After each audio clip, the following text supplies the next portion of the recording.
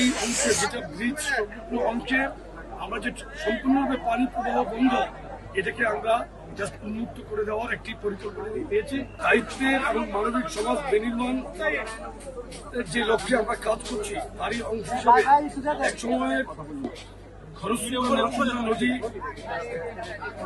নদী মৃতপ্রায়, মানুষের বিভিন্ন অপব্যবহারের ফলে নদী আজকে প্রায় বিলীন।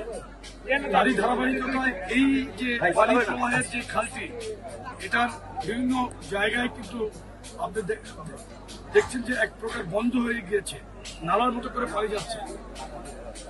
আমি যতটুকু জানতে পেরেছি এখানে যে মেয়র ছিল পারভেজ, সে নিজেই এই খাল পরিষ্কার এবং সৌন্দর্য বর্ধনের টেন্ডার দিয়েছিল, তারা কাজ না করে প্রায় বিল তুলে নিয়ে গিয়েছে। বাংলাদেশে যেটা গত 15 বছর 7 মাস ফ্যাসিস্ট আওয়ামী সরকার যে শাসন করছে, এখানে দুর্নীতি ছিল, নিমজ্জিত ছিল তাদের নেতা কর্মীরা।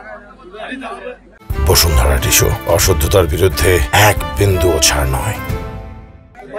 এত সুন্দর একটি নদীর এই যে শহরের ভিতর দিয়ে প্রবাহিত হচ্ছে, এটাকে দৃষ্টিনন্দন করা যেত, সেটা না করে সেটাকে আরো ধ্বংস করে দিয়েছে। আমরা নরসুন্দা নদীর এই অংশে যেটা ব্রিজ সংলগ্ন অংশে আমরা যে সম্পূর্ণভাবে পানি প্রবাহ বন্ধ, এটাকে আমরা জাস্ট উন্মুক্ত করে দেওয়ার একটি পরিকল্পনা নিয়েছি। কিশোরগঞ্জ জেলা যুব দলের এটা উদ্যোগ, এটা এই প্রোগ্রামটা তারা আমাদের সাথে কথা বলার পরেই আমরা এই ধরনের একটি প্রোগ্রামকে ধন্যবাদ জানিয়ে এই প্রোগ্রামটিতে আমরা সম্মত হয়েছে, যেহেতু আমরা কাজ করতে চাই।